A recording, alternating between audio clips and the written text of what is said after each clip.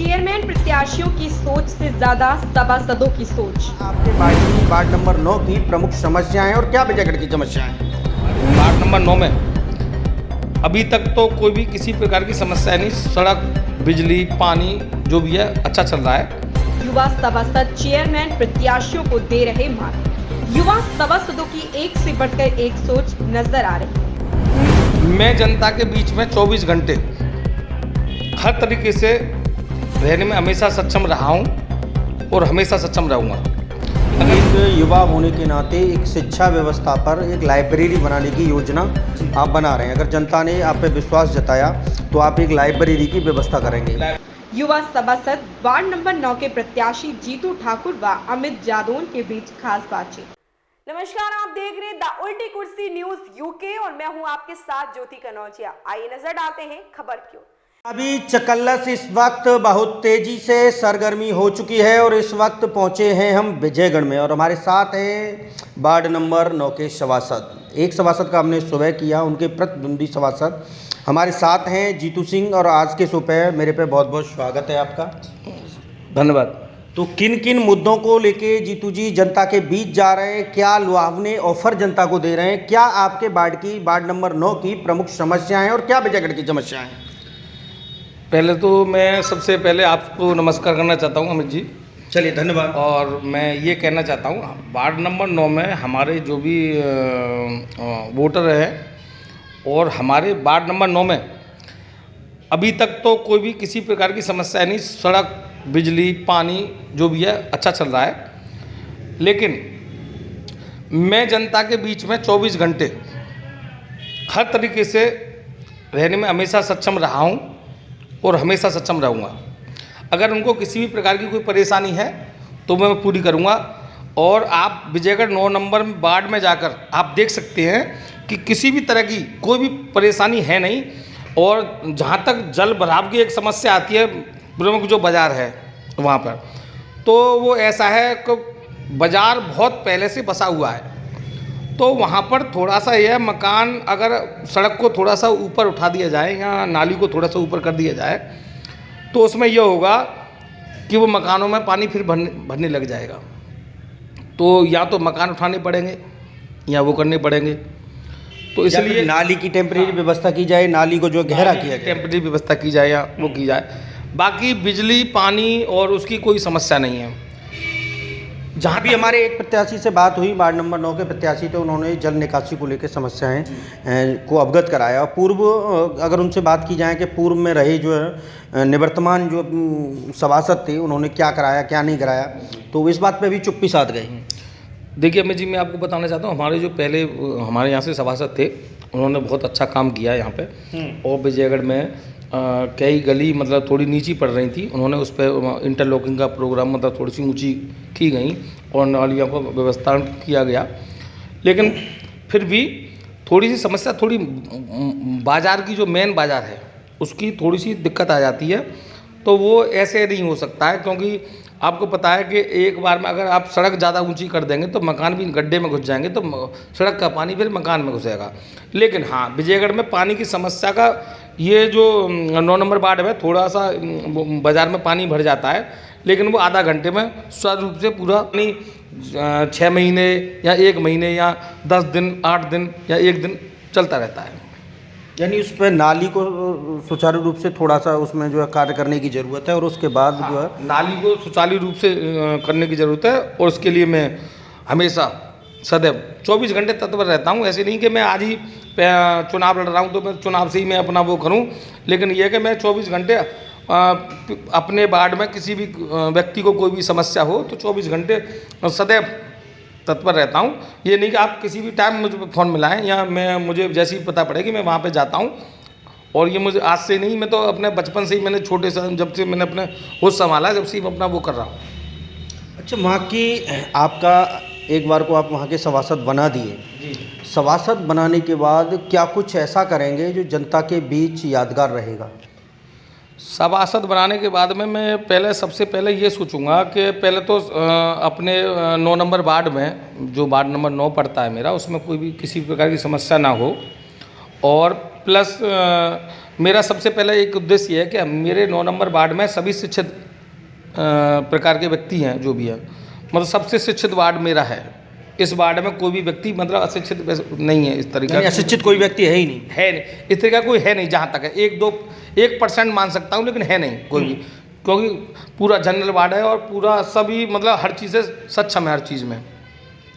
लेकिन मैं सबसे पहले ये चाहूँगा कि अपने वार्ड के लिए तो छोड़ो, मैं तो अपने नगर पंचायत विजयगढ़ के लिए कह रहा हूँ, मैं तो अपने एक लाइब्रेरी टाइप अपनी एक किसी दुकान वगैरह में या किसी में लाइब्रेरी बनाने की सोच रहा हूँ, कि जिससे कि जो भी बच्चे हैं जो कोचिंग वगैरह करते हैं तो उनको थोड़ा सा बहुत वो मिले, जिससे कि वो ऊपर तक जाएं। यानी एक युवा होने के नाते एक शिक्षा व्यवस्था पर एक लाइब्रेरी बनाने की योजना आप बना रहे हैं। अगर जनता ने आप पे विश्वास जताया तो आप एक लाइब्रेरी की व्यवस्था करेंगे। अच्छा, सौंदर्यीकरण की बात करें तो अगर आपके वार्ड में सौंदर्यीकरण किस तरीके से है या नहीं है, या आपकी कुछ सौंदर्यीकरण पर जो है कोई योजना है आगे की?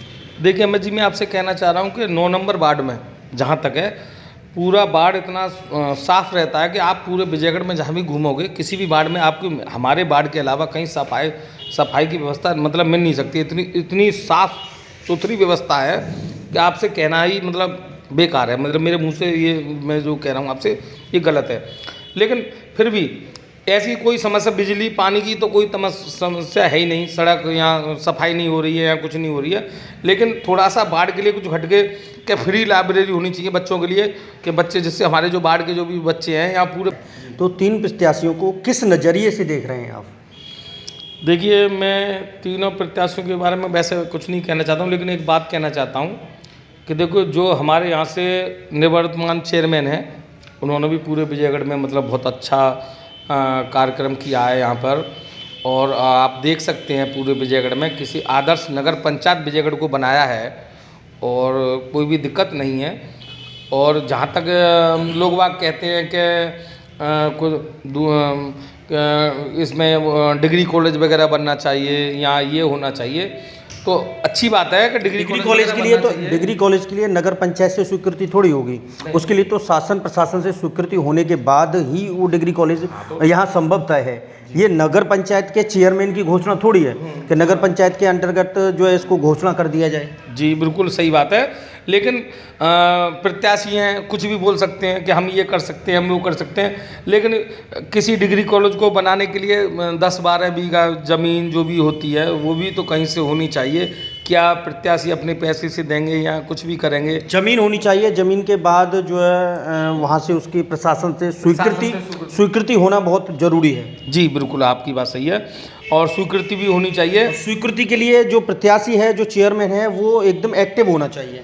चेयरमैन बिल्कुल एक्टिव होना चाहिए, और चेयरमैन ऐसा होना चाहिए कि कहीं भी, और चेयरमैन कोई भी बने, मतलब ये नहीं कि चेयरमैन कोई भी हो, ऐसा व्यक्ति होना चाहिए कि मतलब हर समाज को और हर व्यक्ति को देख के मतलब किसी भी प्रकार की किसी को कोई समस्या ना हो, 24 घंटे आपकी सेवा में वो रहे। और आधी रात को भी अगर आपको कोई परेशानी है तो भैया परेशानी को दूर किया जाए, और हमको ये परेशानी है तो ये किया जाए, या कोई थाना संबंधित या किसी भी प्रकार के मुद्दे होते हैं तो उनमें उनको जाना चाहिए।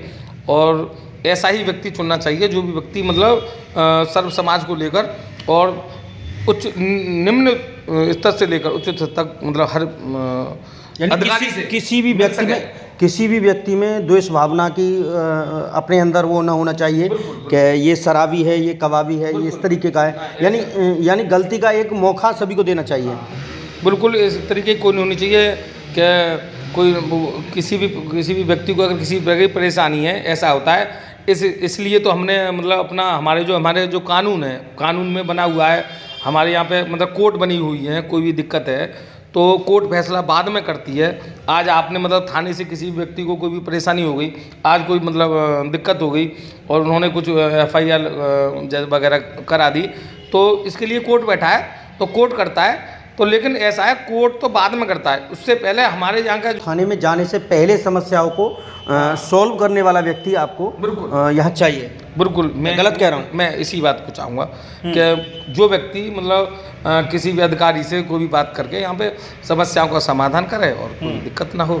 और जनता के लिए अपने वार्ड की जनता के लिए और विजयगढ़ नगर वासियों के लिए क्या कुछ संदेश देना चाहेंगे? मैं जनता के लिए, अपने बाढ़ और विजयगढ़ की जनता के लिए यही संदेश देना चाहूँगा कि किसी भी व्यक्ति को चुनने से पहले, चाहे सभासद हो या चेयरमैन हो, जो भी हो, उसको पहले उसके बारे में देख लें कि मतलब वो व्यक्ति हमारे किस काम आ सकता है या नहीं। ऐसा नहीं कि मतलब हम के आप कहाँ हो, क्या हम के वो चेयरमैन साहब तो अभी पूजा पाठ कर रहे हैं, 2 घंटे बाद मिलेंगे और लाइन में लग रहे हैं, तो ये चीज़ गलत है। यहाँ चेयरमैन साहब कहाँ हैं कि चेयरमैन साहब वहाँ गए हुए हैं, तो ये ऐसा व्यक्ति चुना है जो आपकी सेवा में 24 घंटे तत्पर रहे। और चाहे मैं हूँ, मैं सभासद का चुनाव लड़ रहा हूँ वार्ड नंबर 9 से, लेकिन ये नहीं कि मतलब कि मैं तत्पर नहीं हूँ। अगर मुझे आपको कोई परेशानी हो रही है तो बताओ, अगर मैं आपकी सेवा का तत्पर आपका वो करूँ तो चलिए, बताने के लिए बहुत बहुत धन्यवाद। तो हमारे साथ थे जीतू सिंह। इस समय आपका चुनाव चिन्ह क्या है? मेरा चुनाव चिन्ह उगता सूरज है और मैं वार्ड नंबर 9 से प्रत्याशी हूँ। और मैं चाहता हूँ अपने वार्ड नंबर 9 के सभी मतदाताओं से कि मेरा समर्थन करें और मैं आपके साथ में 24 घंटे तत्पर रहूँ। यानी एक बार सेवा का मौका अवश्य दें। मैं पहली बार चुनाव लड़ रहा हूँ।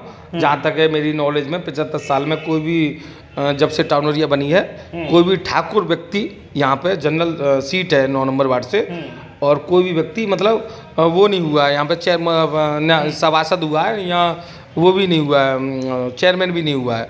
तो एक बार ये चाहता हूँ कि कम से कम एक बार सेवा का मौका अवश्य दें, उसके बाद में जनता की जो होगी वो स्वीकार किया जाए। एक बार सेवा का मौका देना चाहिए, अगली बार चाहे भले ही नेगलेक्ट कर दिया जाए। अगर न हो अपनी जो व्यवस्था है उन पर खरा न उतरें तो निश्चित रूप से जनता नेगलेक्ट कर दें। तो हमारे साथ थे जीतू सिंह, जो इस समय उगते सूरज जो उनका चुनाव चिन्ह है और उससे प्रत्याशी हैं। और जनता के बीच क्या उनके मुखार बिंदु से हमने जाना, क्या उनके जनता के बीच मुद्दे रहेंगे, किन मुद्दों पर चुनाव लड़ेंगे, किस तरीके से उनका ड्रीम प्लान है नगर पंचायत और अपने वार्ड के लिए स्पेशली उन्होंने बताया। और जाने उनके मन की बात। फिर मिलेंगे एक नई बात के साथ, एक नए मुद्दे के साथ, एक नई जगह के साथ। तब तक के लिए खबर को लाइक करें, कमेंट करें और शेयर करें, और हर लेटेस्ट स्टोरी के लिए सब्सक्राइब कर और पड़ोसियों से सब्सक्राइब कराकर सपोर्ट करें। इस खबर में फिलहाल इतना ही। बने रहें द उल्टी कुर्सी न्यूज़ यूके में।